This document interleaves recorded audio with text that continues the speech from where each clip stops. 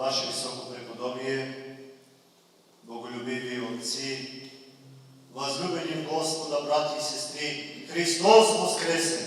Воистина воскресе! Днес Светата православна църква тържествено прославя светите равноапостолни братя Методий и Кирил. Двама мъже, които не просто създадоха писменост, не просто извършиха културно дело, а станаха оръдия на Божия промисъл за спасението и просвещението на цели народи. И не случайно днес сме събрани именно в този свят храм. Храм свети Кирил и Методий.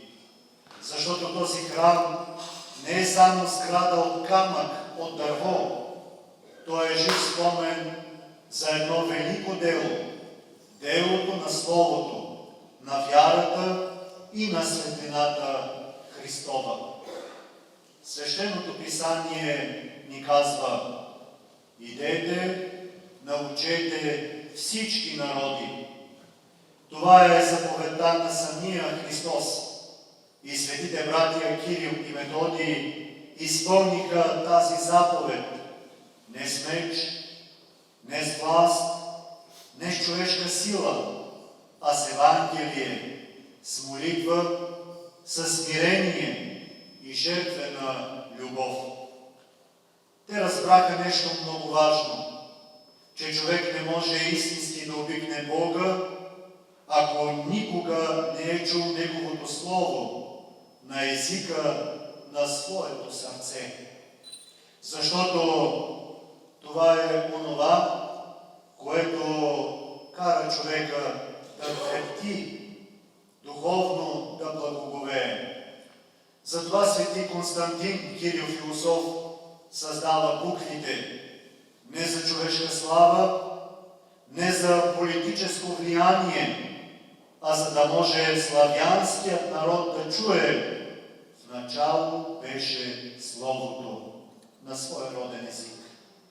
Колко дълбока е тази истина, защото когато Евангелието стане разбираемо за народа, тогава Христос влиза не само в уста, но и в душата на човека. Тогава вярата престава да бъде нещо чуждо и далечно. Тогава вярата става жива, става действена, става близка. Ето защо делото на светите братя е равноапостолно, защото те направиха за славянските народи онова, което апостолите направиха за древния свят. Донесоха Христовата светлина, светлината, която просвещава.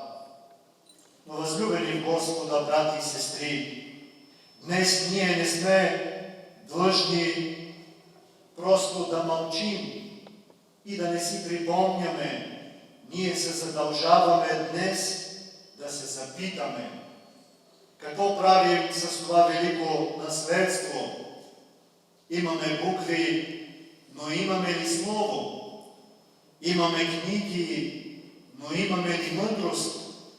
Имаме храмове, но имаме ли жива вяра? Имаме свобода да говорим за Бога, но говорим ли за Него? Днес живеем във време на огромно количество информация и все по-малко истина. Човекът е заобиколен от думи, а все по-рядко чува Словото. Чува шум, но не и тишината на Божия глас. Чува мнения, спорове, обвинения, празни приказки, а душата му остава гладна и жадна. Светите Кирил и Методий ни учат, че Словото е свещено. Не всяка дума е благословение. Има думи, които разрушават. Има думи, които убиват любовта, мира и доверието. Но има и думи, които възкресяват човека. Една добра дума, една молитва, едно прости ми, едно Бог да те благослови. Колко велико е нужно на човека онова, което наричаме покаяние, за да станем светила, които са пример за онези в света.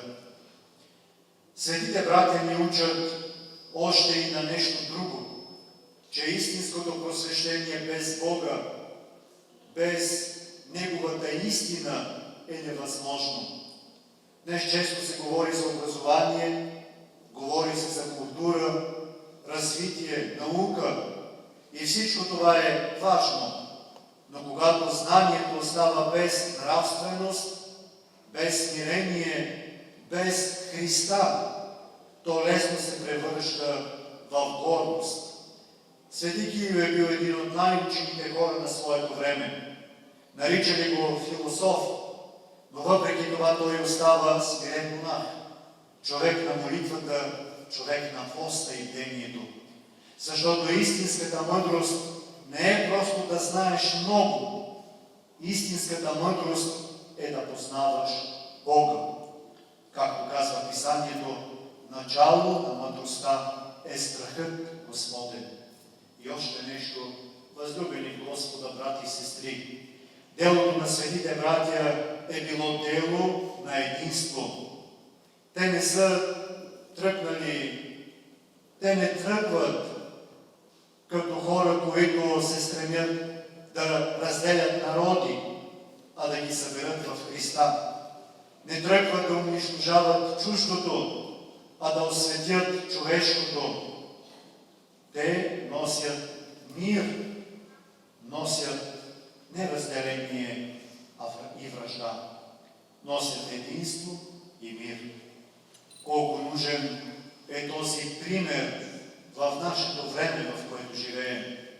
В свят на разделение, на омраза, противопоставяне и духовна студенина. Ние сме призвани да бъдем хора на мира, на благостта, на човещината, на човеколюбието, на Христовия пример, на Христовата любов. И ако искаме истински да почетем светите Кирил и Методий, нека не бъдем само хора, които изпълват въздуха с празнични думи, цветя и тържества. Нека ги почетем така, като пазим православната си вяра, като учим децата си на молитва, като четем Светото Евангелие, като не се срамуваме от Господа Иисуса Христа, като живеем честно и чисто, като пазим светостта на Словото и достоинството на човека. Тогава делото на светите братя няма да бъде само минало. То ще бъде жива сила и мощ и днес. Нека по техните молитви Господ да просвети умовете ни, да укрепи вярата ни, да даде мир на народа ни и да запази светата ни църква.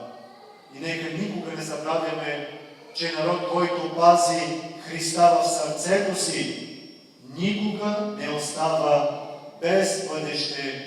Амин.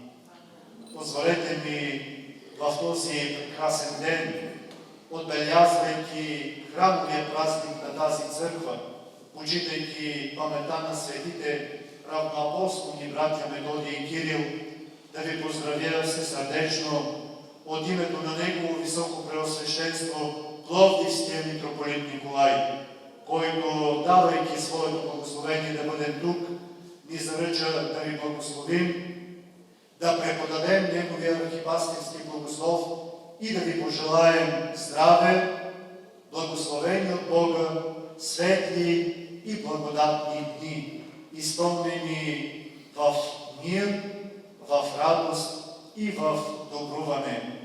Нека Бог по молитвите на светите равноапостолни братя Методий и Кирил да ви благослови и да ви дарува това, което ви е потребно за спасение и вечен живот.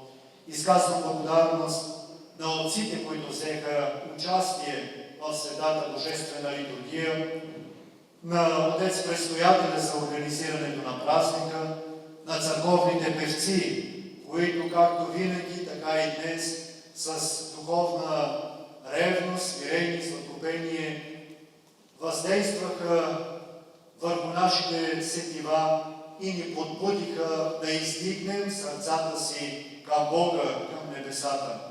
Благодарим и на всички вас, които дойдохте заедно да прославим Бога в Неговите светии и да се възползваме благодатно от примера на светите равноапостолни братя Методий и Кирил.